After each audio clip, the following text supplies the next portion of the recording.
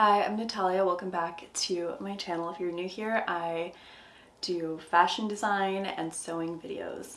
Today I'll be teaching you how to make a mood board, specifically for fashion design. What is a mood board? It's a feeling, an emotion, or a state of mind that you want to show visually on a board. Think of it as a communication tool.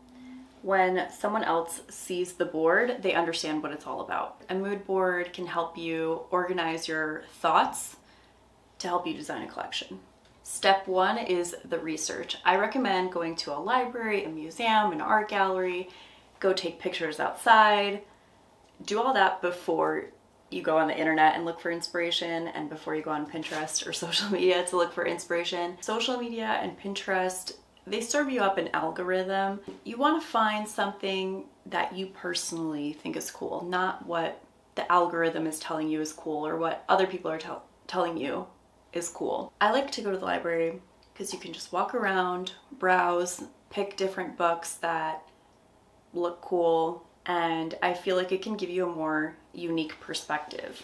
And when I go to the library, I don't strictly look at fashion books. I actually rarely look at fashion books. I pull out different, let's say, interior design or photography books, flowers, different art books. Like, it doesn't necessarily have to be fashion books. You want to get, newness, okay?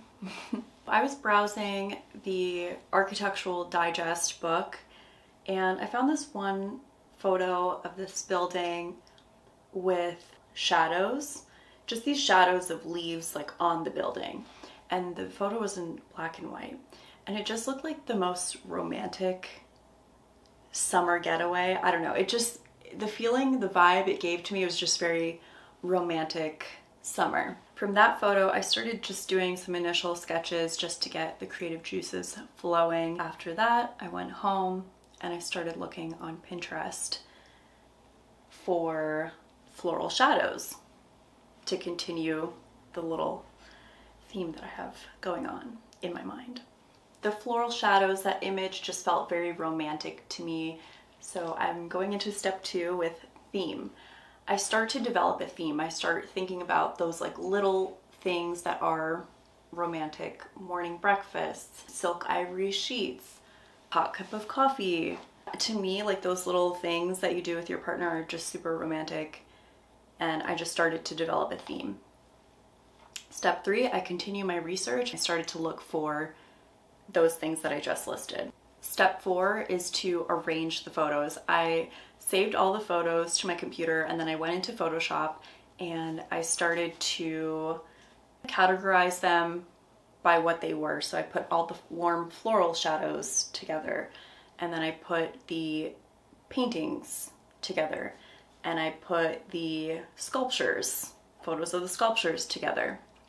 And then I started labeling them in each category.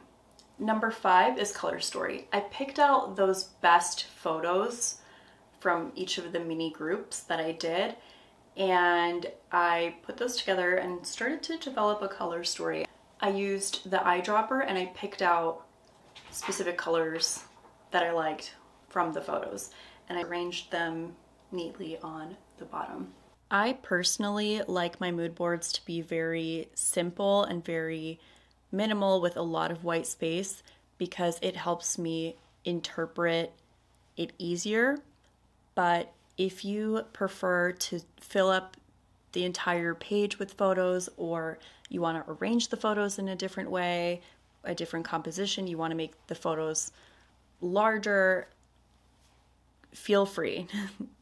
There's no wrong way to do a mood board. This is the mood board style that works best for me. Step six is how to use a mood board. How do you get tangible design ideas from an arrangement of photos? Look at the textures and colors of the photos and try to relate it to different fabrics, for example. So let's say floral shadows remind you of sheer fabrics, or maybe floral shadows could be translated into creating a custom print, which is actually what I did. From the floral shadows, I started developing different prints. First I started out doing drawings with pen, and then I started playing around in Illustrator.